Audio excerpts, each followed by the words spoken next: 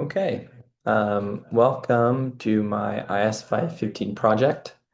My name is Logan Chavez. I am a senior right now. I'm studying human resource management. So my final project is kind of focused on that.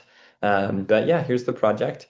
I am going to be looking at some employee data, and I have another sheet with these pay tiers on it, but I'll go into that. But basically, I want to explore some employee data to create new email usernames for my employees. I want to find their employee salaries, bringing it into this main sheet. And then I also want to look if there's any pay equity concerns. As someone in an HR generalist role or human resources generalist role at a small company would be able to use this solution and the solutions I'm using. And I think this is important because they can look at employee data to perform like routine concatenation tasks, aggregate employee information, it's like salary in my example, and analyze trends like pay equity in my example.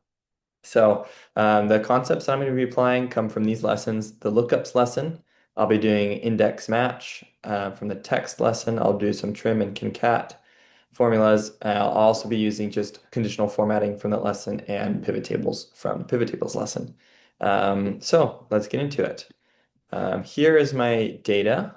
Um, I got this data on Kaggle.com and this email alias, as well as this new email column I have created. And this actually comes from the first lesson. So from here, this comes from the lookups or the text lesson.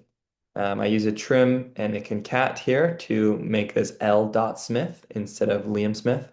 And then I continue that. I could have done this all in one formula, but I wanted to split into two columns. And so now I have made it at fakeemail.com. So I did that for all. I actually have almost 4,000 unique employee rows here. Um, and then this next thing is that everyone has a join year and a pay tier.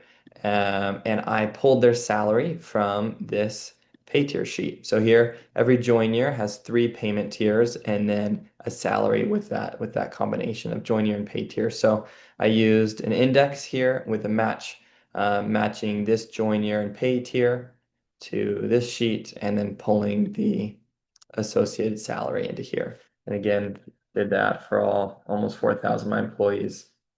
Then the last thing I did, so that was the text lesson as well as the lookups lesson and those techniques that I've used there to, you know, make this a more full data set. And then over here, I've created some pivot tables. And I've also used some conditional formatting on them to make them more interpretable. So the first pivot table I looked at was a couple things. It's looking at the education level, bachelor's, master's, PhD by pay tier. So the third pay tier is the highest.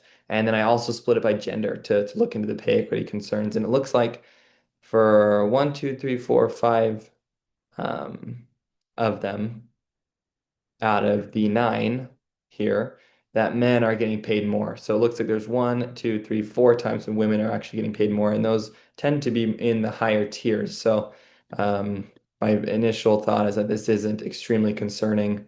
Um, but when I split out average salary by age here, male and female, looks like almost all the time, except for a couple instances, men are getting paid more. So it might be that we need to look deeper into this pay equity and see if there really is inequity going on in my organization. So that's my project, and it was really fun. I feel like it's good practice and something I could apply into my future HR career. So it's been really good. Thank you.